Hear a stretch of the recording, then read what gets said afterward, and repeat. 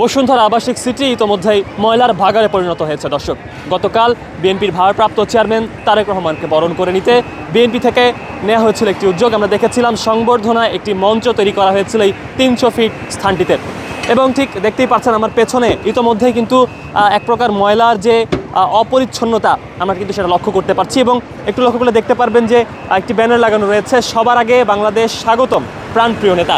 দর্শক, একটু বলে রাখি আপনাদেরকে, এই জায়গাটিতে অর্থাৎ 300 ফিট যে বসুন্ধরা আবাসিক সিটিটি রয়েছে, অর্থাৎ যে মহাসড়কটি রয়েছে, এখানেই কিন্তু ঠিক বিএনপির যে ভারপ্রাপ্ত চেয়ারম্যান তারেক রহমানকে বরণ করে নিতে গতকাল কিন্তু একটি ঠিক বিশাল এক সভার আয়োজন হয়েছিল, এবং এই মঞ্চে এখানে কিন্তু আমরা একটু দেখানোর চেষ্টা করবো আপনাদেরকে। ঠিক এই সামনেই দেখতে পাচ্ছেন, ঠিক সামনেই কিন্তু একটি মঞ্চ তৈরি করা হয়েছিল, যেই মঞ্চে কিন্তু গতকাল ঠিক দীর্ঘ 17 বছর পরে বক্তব্য রেখেছেন। তবে এই যে পরিবেশ, অর্থাৎ এই যে সড়কটি, এই সড়কটি প্রতিনিয়ত হাজার হাজার মানুষ ব্যবহার করেন, হাজার হাজার পথচারী এই পথ অতিক্রম করেন। সেই অপরিচ্ছন্নতা পরিষ্কার করার জন্য কিন্তু বিএনপি থেকে নেওয়া হয়েছে উদ্যোগ। আমরা যতটুকু জেনেছি, ঢাকা মহানগর উত্তর এবং ঢাকা মহানগর পশ্চিমের উদ্যোগে মূলত তারা কিন্তু এই যে উদ্যোগটি নিয়েছে, পরিষ্কার পরিচ্ছন্নতার যে কর্মসূচি তারা কিন্তু হাতে নিয়েছে। আমরা দেখতে পাচ্ছি ইতোমধ্যেই তাদের শত শত কর্মীরা কিন্তু কাজ করছেন এই সড়কটি পরিষ্কার করার জন্য, এবং আমরা একটু কথা বলার চেষ্টা করব তাদের সাথে। আমাদের যে লোকজন আসছিল বিভিন্ন জায়গা থেকে আসার পরে জায়গাটা যে ময়লা আবর্জনা হয়েছে, আমরা এগুলো সব পরিষ্কার করে, আগে যেরকম ছিল একদম ধুয়ে পরিষ্কার করে ক্লিন করে দেবো। আজকে সকাল 8:30 থেকে আমরা 300 থেকে 350 লেবার এবং দলীয় নেতাকর্মী আছে, পরে 2 থেকে 250, 16টি পিক আপ আছে। আমরা 8:30 থেকে কাজ করছি। আপনারা দেখতেছেন রাস্তা মোটামুটি একটা পরিষ্কার হয়ে গেছে। তবে আমরা আমাদের যে নির্দেশনা দিয়েছি, আগামী 24 ঘন্টার মধ্যে রাস্তা আগের রূপে ফিরানোর লেগে আমরা শতভাগ চেষ্টা করবো যাতে রাস্তা আগের রূপে আবার ফিরা যায়। রাস্তাটা অনেক নোংরা হয়ে গেছে। এই নোংরাটা যত দ্রুত সম্ভব এটা একটু পরিষ্কার করে ফেলতে হবে। আমি মনে করি সিটি কর্পোরেশন সহ সংশ্লিষ্ট কর্তৃপক্ষের খুব দায়িত্ব, খুব তাড়াতাড়ি রাস্তাটা পরিষ্কার করা দরকার, কারণ এই রোডে অনেক গাড়ি চলে এবং অনেক লোকজন যাতায়াত করে। সুতরাং এই জায়গাটা একটু যদি পরিষ্কার রাখা হয় সবারই ভালো লাগবে। অবশ্যই তাদেরকে সাধুবাদ জানায়, তারা নিজেরা এগিয়ে আসছে, কারণ সাধারণত কেউ কারো কাজ শেষে আর আমাদের বাংলাদেশের কেউ আর সেখানে থাকে না, তার নিজের কাজ শেষ হলে সে চলে যায়। তারপরেও তারা যে গতকালের টাস্কে আসছে, সেজন্য তাদেরকে অবশ্যই সাধুবাদ জানানো উচিত। অপরিষ্কার তো খারাপ, এই পরিবেশের জন্য খারাপ। আমরা তো সবসময় পরিষ্কার পরিচ্ছন্নই চাই। ধুলাবালি, এটা হচ্ছে দর্শনার্থী জায়গা, সেখানে যদি এরকম নোংরা থাকে, প্রতিদিনই আসা যাওয়া করার অসংখ্য লোক, এটা শরীরের জন্য, স্বাস্থ্যের জন্য খারাপ, পরিবেশের জন্য খারাপ। অবশ্যই যদি তারা পরিষ্কার পরিচ্ছন্ন করে দেয় তাহলে অবশ্যই সাধুবাদ জানাবো। করছে ভালো হইতে আছে। সকালে দেখছিলাম ময়লা ছিল, এখন দেখি পরিষ্কার, ভালো।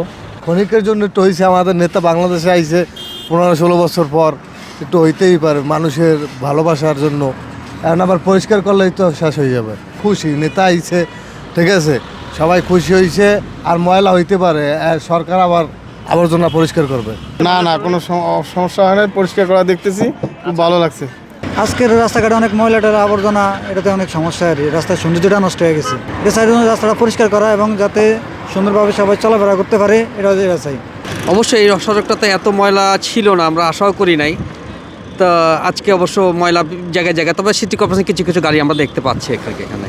সিটি কর্পোরেশন ময়লা নিয়ে গেছে, যা এখানে যারা আসছিল তারা আসলে ময়লা করছে, এগুলো নিয়ে গেছে, অনেক ভালো লাগতেছে। না এমনিতে ওই পথ অনেক পরিষ্কার থাকে, কারণ এটা 300 ফিট রোড না, কারণ এটা এমনিতে পরিষ্কার থাকে। এই তো অনেক দূর থেকে অনেক লোকজন আসছে, আবার ময়লাটা হয়েছে। 17 বছর পর স্বদেশ প্রত্যাবর্তন উপলক্ষে দেশনায়ক তারেক রহমান এই 300 ফুটে এসেছিলেন। লাখো জনতার সমাগম হয়েছে এই জায়গায়, যার কারণে বিভিন্ন ডিস্ট্রিক্ট থেকে মানুষ এসেছেন।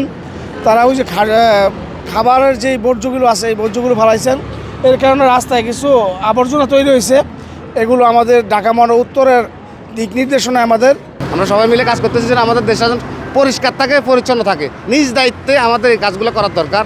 ওই জন্য আমরা স্বেচ্ছায় শ্রম দিতে আসছি, এখানে স্বেচ্ছায় এসে আমরা কাজগুলো করতেছি।